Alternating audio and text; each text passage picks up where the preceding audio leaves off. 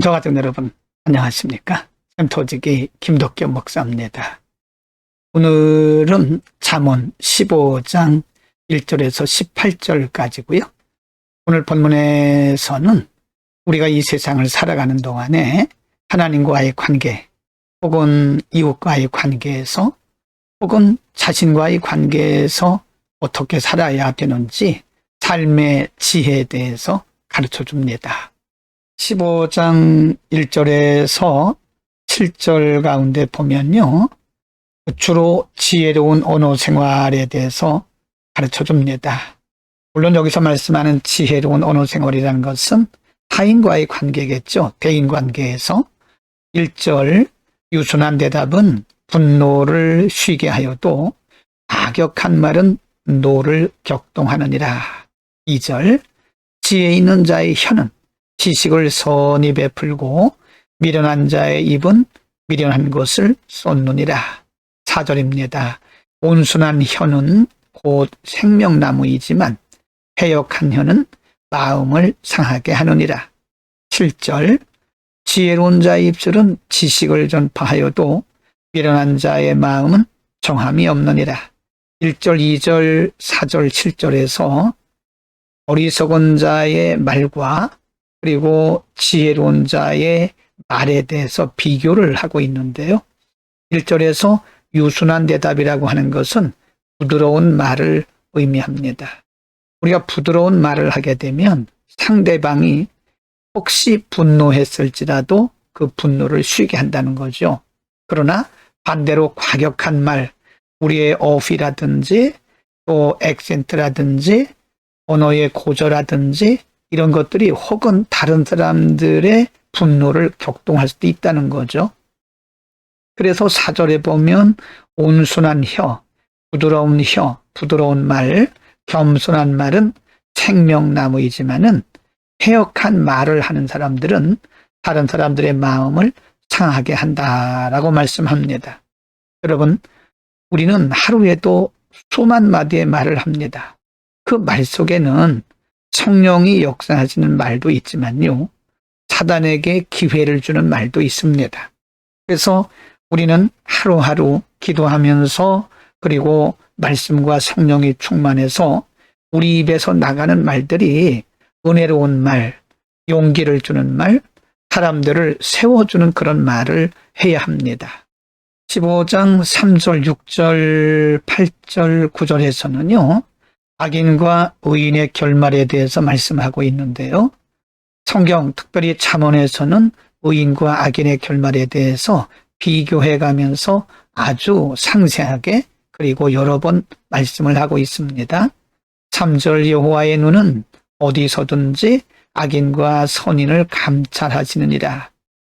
하나님께서 이 세상에 있는 모든 사람들을 다 살피고 계신다, 그런 말씀이죠. 그래서 악인은 악인대로 선인은 선인대로 하나님의 대우하심이 다르다, 그런 말씀이죠. 6절에 보면 의인의 집에는 많은 보물이 있어도 악인의 소득은 고통이 되느니라. 지혜롭지 못한, 하나님을 경외하지 아니하고 말씀을 떠나 사는 사람들을 우리가 악인이라고 그러는데요. 이런 악인의 소득은 도리어 자신에게 고통이 되고 많은 사람들에게도 해가 된다, 그런 말씀이죠. 8절 악인의 제사는 여호와께서 미워하셔도 정직한 자의 기도는 그가 기뻐하시느니라 고 말씀합니다. 기도를 많이 한다고 하나님 다 응답하시는 게 아니고요, 우리의 마음 상태, 우리의 마음 바탕, 우리의 중심이 어떠한가에 따라서 하나님께서 우리의 기도를 들으실 수도 있고 듣지 않으실 수도 있다, 그런 말씀입니다. 그러므로 우리는 정직한 자, 의인의 삶을 살아야 되는 것이고요. 9절 말씀에 악인의 길은 여호와께서 미워하셔도 공의를 따라가는 자는 그가 사랑하시느니라. 하나님은 언제나 의인 편입니다. 악인은 그 길 자체가 해망의 길이죠. 15장 16절과 17절에서는요, 인생의 중요한 결단, 선택의 중요성에 대해서 말씀하고 있는데요. 16절 가산이 적어도 여호와를 경외하는 것이 크게 부하고 번뇌하는 것보다 낫다. 무슨 말씀일까요? 우리가 가난하게 살아도 가진 것이 적어도 하나님을 경외하는 것이요. 많은 것을 가지고 있으면서 번뇌하고 죄짓는 것보다 훨씬 낫다. 그러므로 성경은 특별히 잠언에서는요. 하나님을 경외하는 것이 인생의 지혜와 지식의 근본이라고 말씀합니다. 여러분, 우리가 재물이 적어도요. 혹은 재물이 없어도 하나님을 경외하는 것이 바른 인생인 것을 알아야 됩니다. 하나님을 경외하지 않는 상태에서 가진 재물은 오히려 그것이 자신에게 해가 되고 다른 사람들도 해롭게 할 수 있다는 거죠. 17절, 채소를 먹으며 서로 사랑하는 것이 살진 소를 먹으며 서로 미워하는 것보다 낫다. 채소는 평민들의 음식이고요. 살진 소는 부자들의 음식입니다.